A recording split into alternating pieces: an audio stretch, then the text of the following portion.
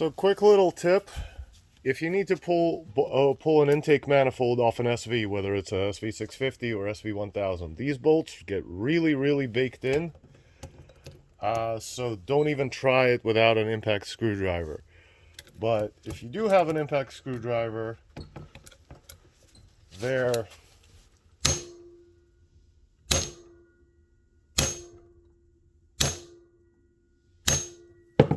a few hits away from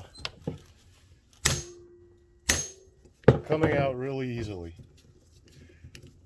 So there's your tip of the day. I claim no credit for inventing this. I actually stole it from Sam at Lightweight Twin Racer. Check out his channel. He's a super smart dude.